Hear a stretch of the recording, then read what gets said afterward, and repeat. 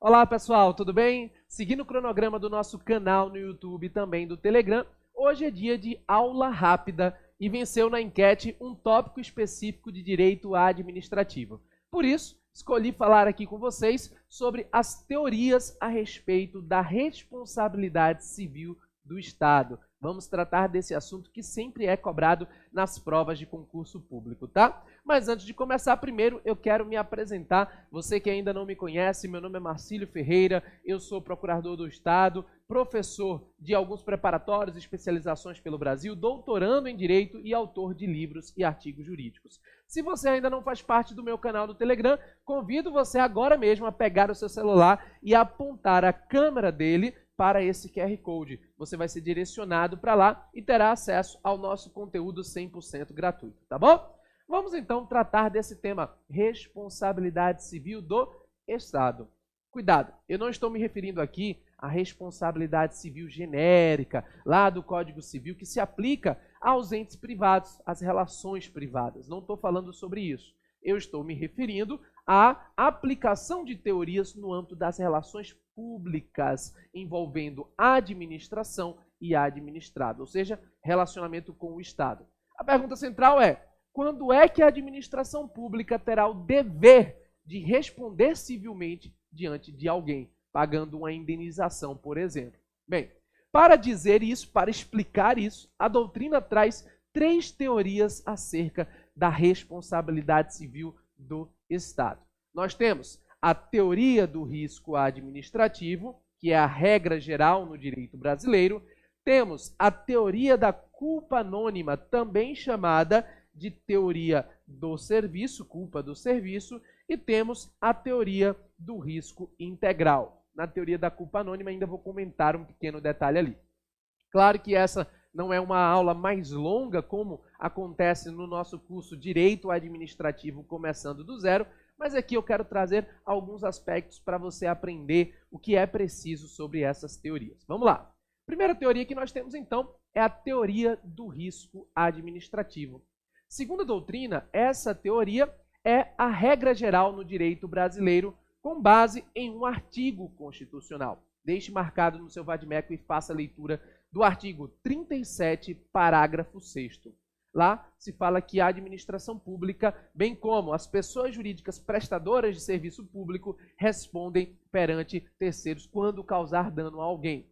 Essa responsabilidade do Estado, segundo a teoria do risco administrativo, é uma responsabilidade objetiva. E o que significa ser uma responsabilidade objetiva, Marcílio? Significa que não é necessário comprovar o elemento intencional, a vontade do agente. Isso não precisa demonstrar, tá? O dolo ou a culpa não são requisitos para a responsabilidade civil do Estado, porque ela é objetiva. No âmbito das relações privadas, a responsabilidade subjetiva é comum, mas no âmbito das relações públicas, nós temos a regra geral de responsabilidade objetiva, não sendo necessário comprovar dolo ou culpa. Marcílio, então significa que sempre haverá responsabilidade da administração pública? Não, não significa isso, muito cuidado. O que essa teoria do risco administrativo diz? Ela diz que o Estado responde independentemente de dolo ou culpa, mas existem 3 requisitos que precisam ser demonstrados para que o Estado venha a responder. Que requisitos são esses, Marcílio? Primeiro, é necessário comprovar a conduta de um agente público se valendo dessa qualidade. Imagine, por exemplo, um policial militar que atira e acerta uma bala em alguém, né, que não tinha nada a ver com aquele tumulto, por exemplo, né? Veja, conduta, o tiro, houve o tiro, tá? Esse é o primeiro requisito. Segundo requisito que a doutrina afirma, é necessário também a comprovação do dano. Pode ser um dano material, pode ser sim um dano moral, tá? Isso de vez em quando cai em prova. Pode comprovar dano material, dano moral, dano estético, tá? Então tem que ter a conduta e o dano. O policial que atirou e matou alguém, por exemplo, existe o dano, o evento morte, tá bom? E por fim, nós temos o nexo de causalidade. O que é isso? Basicamente, o nexo de causalidade é o nexo necessário e suficiente da conduta para causar o dano, tá? Então, o autor deverá, em sua petição, demonstrar a conduta, o dano e o nexo de causalidade. Se algum desses requisitos estiver ausente, o Estado não responde, tá bom? E essa teoria do risco administrativo, além de exigir esses 3 requisitos, também permite a exclusão ou a atenuação da responsabilidade do Estado, ou seja, a exclusão, retirar, o Estado não responder, ou atenuar, diminuir a responsabilidade do Estado. Bem, a doutrina fala que essa teoria, que é a regra geral do direito brasileiro, admite que o réu, o Estado, venha a alegar no processo causas excludentes de responsabilidade ou causas atenuantes de responsabilidade. Exemplo de causa, né, excludente de responsabilidade, culpa exclusiva da vítima. A vítima deu causa ao dano, né, por culpa exclusiva dela, o Estado não responde. E também temos a culpa concorrente como atenuante. É um exemplo, estou pegando os exemplos. No curso Direito Administrativo, começando do zero, a gente aprofunda. Mas, por enquanto, vale a pena saber isso que eu estou te falando. Então, cabe a alegação de causa excludente, como culpa exclusiva da vítima, e também cabe a alegação de atenuantes, como, por exemplo, culpa concorrente. O Estado contribuiu e a vítima também. Nesse caso, o Estado responde, mas de forma atenuada, reduzida, tá? Veja, essa é a regra geral. Mas temos outras 2 teorias que ainda são identificadas pela doutrina como aplicáveis no ordenamento jurídico brasileiro, porém de forma excepcional. Primeiro, comentando aqui a teoria da culpa anônima ou culpa do serviço.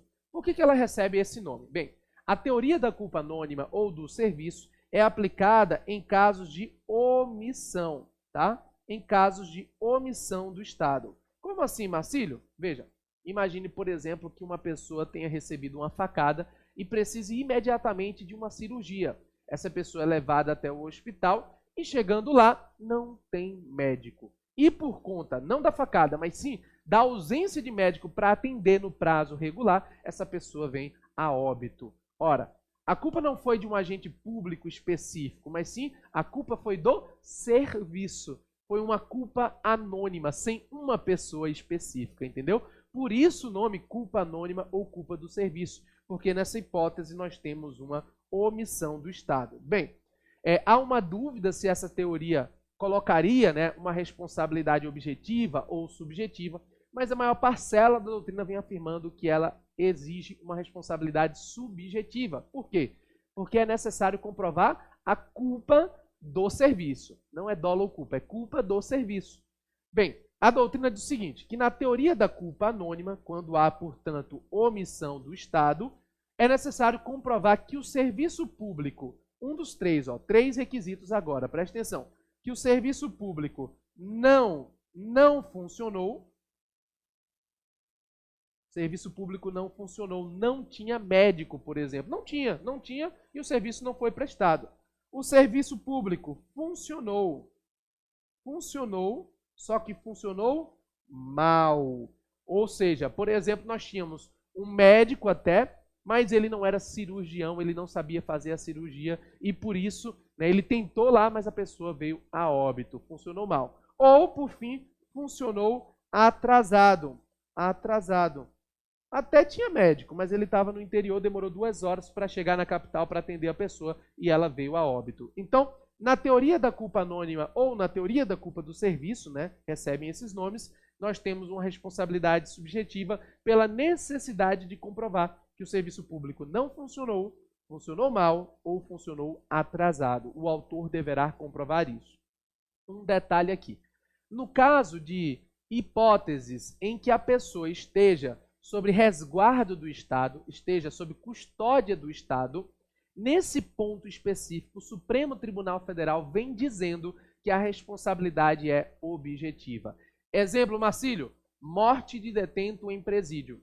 A pessoa veio a óbito dentro de um presídio, veja, como regra, haverá responsabilidade do Estado e, neste caso, essa responsabilidade será objetiva. Não é morte natural, estou falando, por exemplo, de um assassinato, né? Por exemplo, de uma situação em que a pessoa foi submetida a condições subhumanas, né?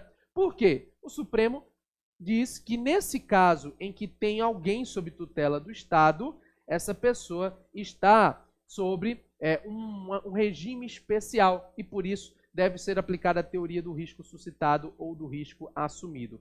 Na medida em que o Estado coloca um detento dentro de um presídio, tem uma previsão constitucional de garantir a integridade física desse preso, o Estado, então, assume o risco. E nessa hipótese de custódia, nós temos uma responsabilidade objetiva. Então, é uma exceção à teoria da culpa anônima. Bem rápido aqui, é claro, não estou aprofundando, não estou trazendo os aspectos detalhados da jurisprudência, porque isso você vê no meu curso de Direito Constitucional, Direito Administrativo, começando do zero. Tem o Direito Constitucional também, que a gente está para lançar, tá?